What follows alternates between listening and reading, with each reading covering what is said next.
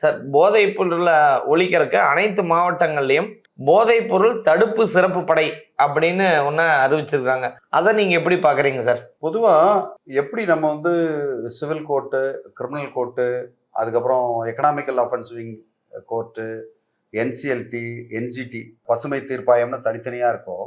இதையும் வந்து பல வகையா பிரிக்கலாம். இப்போதைக்கு போதைப் பொருள் தடுப்பு படைன்றது வந்து ஒரு பிரிவு. ஆக்சுவலி அதுவே ஒரு பெரிய பிரிவு. அதுவே வந்து ஒரு பெரிய செக்மெண்ட். ஓகே. இப்ப நார்மலா பாத்தீங்கன்னா இந்த போதை பாக்குன்னு சொல்றாங்களா, பான் பராக், அது ஒரு ஒரு ஒரு போதை.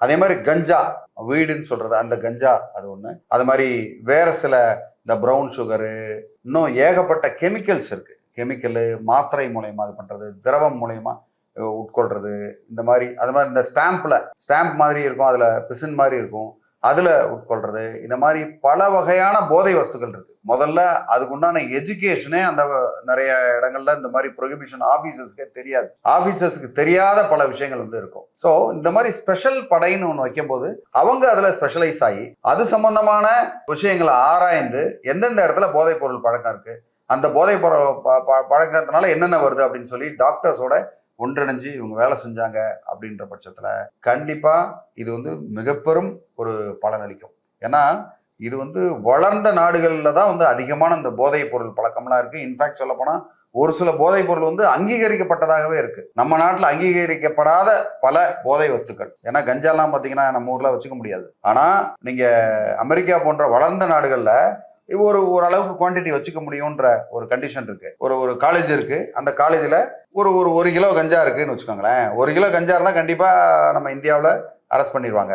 இதே அவங்க வந்து பிரிச்சுக்கிட்டாங்கன்னு வைங்க, கொஞ்சம் கொஞ்சம் ஆளு கொஞ்சம் ஆளு கொஞ்சம் நம்ம வச்சுக்கோப்பா அப்படின்னு பிரிச்சுக்கிட்டாங்கன்னா கண்டிப்பா அவங்கள வந்து ஒன்றும் செய்ய முடியாது நீங்க. ஓகே.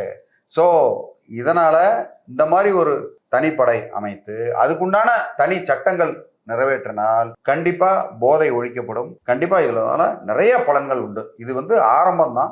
இதுக்கப்புறம் அதுல வந்து நிறைய ரீஃபைன் பண்ண வேண்டியிருக்கு. ரீஃபைன் பண்ணி கண்டிப்பா இது வந்து தேவை. நம்ம இப்ப இருக்கிற சமுதாயத்துக்கு 100% தேவை. சார், இப்ப நீங்க சட்டத்துறையில இருந்து சந்திக்கிறதுனால கேட்கிறேன்.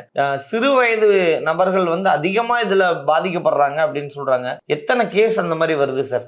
நிறைய கேஸ் வருது. நீங்க அதை எண்ணிக்கையிலேயே வந்து அடங்க முடியாது. ஓகே. இப்போ எங்களுக்கு உண்டான கேஸ் வந்து நிறைய போதை சம்பந்தப்பட்ட கேஸ் இருக்கும். ஓகே. ஒரு சில பேர் அந்த போதைக்கு வந்து அடிக்ட் ஆயிடுவாங்க. அடிக்ட் ஆகி அவங்க வந்து அதை வியாபாரமா பண்ண ஆரம்பிச்சிருவாங்க. ஏன்னா அவனுக்கு வந்து ஒரு ஒரு மாதத்துக்கு 1 கிலோ தேவைன்னு வச்சுக்கோங்களேன். ஒரு போதை இது அவன் 5 கிலோ வாங்கி வச்சுக்கிறான். 5 கிலோ வாங்கி வச்சு 4 கிலோ இன்னொருத்தவனுக்கு விற்கிறான். அதை ஒரு பணமாக்குறான். ஸோ அவன் வந்து பார்த்தீங்கன்னா யாருக்கெல்லாம் போதை அதை பற்றி தெரியாதோ ஒரு பிரச்சாரமா எடுத்து பண்றானுங்க. பசங்க, சின்ன பசங்க எல்லாருமே, மைனர்ஸ், காலேஜ் ஸ்டூடெண்ட்ஸ், இன்ஃபேக்ட் சொல்ல போனா மெடிக்கல் காலேஜ் ஸ்டூடெண்ட்ஸ், நல்ல பெரிய உயர் படிப்புல இருக்கிறவங்க எல்லாம் கூட இந்த மாதிரி போதைக்கு அடிமையாகி அவங்களோட வாழ்க்கையை வந்து சீரழிச்சுக்கிறாங்க. ஸோ இதெல்லாம் வந்து கண்டிப்பா தடுக்கப்படணும். இதுக்கு ஸ்ட்ராங்கான சட்டங்கள் வந்து இயற்றப்பட வேண்டும். அதனால எந்தவித ஒரு பாரபட்சமும் பார்க்காம இதை வந்து இரும்பு கரம் கொண்டு அரசாங்கம் வந்து சட்டம் இயற்றி இதை வந்து தடுத்தே ஆகும். சார், சிறப்பு படம் அமைஞ்சிட்டாலே பிரச்சனை தீந்துடும் சொல்லிட முடியுமா? அப்படி சொல்ல முடியாது. நீங்க சிறப்பு படைன்றது ஒரு ஆரம்பம், அவ்வளவுதான். நீங்க வந்து ஒரு 1000 படி ஏற போறீங்க, அதுல வந்து முதல் படியில ஏறி இருக்கீங்க. ஸோ அதை உடனே வந்து சிறப்பு படை ஆரம்பிச்சாலே நின்றுமா, உங்களால பண்ண முடியுமா, இதை ஏன் பண்றீங்க, நிறுத்துங்க அப்படின்னு சொல்லக்கூடாது. அதனால ஸ்டெப் பை ஸ்டெப்பா சிறப்பு படை ஆரம்பிச்சிருக்காங்க. அதுக்குண்டான சட்ட திட்டங்களை இயற்றணும். அதுக்கப்புறம் ஸ்டெப் பை ஸ்டெப்பா அடுத்தடுத்து ஒண்ணா செய்யணும். ஓகே. அதுக்குண்டான ஸ்டேட்டஸ் எடுக்கணும். அதுக்குண்டான டார்கெட்ஸ் வைக்கணும். கார்பரேட் மாதிரி தான். எத்தனை பேரை நீங்க வந்து அரெஸ்ட் பண்ணீங்க, எப்படி அரெஸ்ட் பண்ணீங்க, அதை எப்படி நிரூபிச்சீங்க. தப்பு பண்ணவங்களை வந்து அரெஸ்ட் பண்ணா மட்டும் போதாது, அவனுக்கு சரியான தண்டனையை வேற வாங்கி கொடுக்கணும். ஓகே. அது மட்டும் இல்லாம அதனால பாதிக்கப்பட்டு நோயாளி ஆனாங்க இல்லையா, அவங்களுக்கு சிகிச்சை அளிக்கிறதுக்கு உண்டான வேலையும் பார்க்கணும். நிவாரணம் அவங்களுக்கு எல்லாம் செய்யணும். விட்டுட்டு அவங்க எல்லாம் ரைட்டு பண்ணாங்க, ஜெயிலில் எடுத்து போட்டாங்க, திருப்பி எப்படியாவது போட்டோம் அப்படின்னு வந்து பண்ண முடியாதுல்ல. அவங்களுக்கு பொதுமக்களுக்கு அந்த மாதிரி பாதிக்கப்பட்டவங்களுக்கும் நீங்க மற்ற விஷயங்களை வந்து நீங்க செஞ்சு கொடுக்கணுன்றது தான் இந்த இடத்துல நான் சொல்லக்கூடிய விஷயம். ஸோ அப்போ அந்த சிறப்பு படை அப்படிங்கிறது கண்டிப்பா தமிழ்நாட்டிற்கு தேவையான ஒரு சிறப்பு படையா இந்த இடத்துல இருக்கும் அப்படின்னு நீங்க நினைக்கிறீங்களா சார்? 100%. பட் இவங்கெல்லாம் வந்து அது மட்டும் இல்லாம ட்ரைனிங் எடுக்கணும். வெளிநாடுகள்ல போய் இவங்களுக்கெல்லாம் ட்ரைனிங் கொடுக்கணும். அந்த சிறப்பு படைக்கு எப்படிலாம் போதைக்கு அடிமை ஆகுறாங்க இந்த மாணவர்கள், மக்கள், அதுல இருந்து எப்படி மீள்றாங்க.